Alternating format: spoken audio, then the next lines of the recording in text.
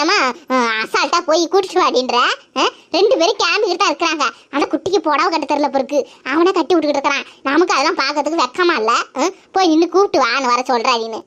கட்டியா இதுக்கு என்னடி சிரிப்பு இருக்கு? கல்யாணம் ஆன புதுசுல ஏன் புரிச்ச கொண்டு தாண்டி எனக்கு புடவை கட்டி விட்டாரு. இது என்னமோ பெரிய கதைன்னு பேசுறாங்க. இதெல்லாம் எல்லாம் வீட்டுல நடக்கிறது தான். என்ன பாக்குற நமக்கு கொஞ்சம் சங்கோச்சமா தான் இருக்கும். சரி பரவாயில்ல, குரலாவது குடுட்டி பாருக்கா.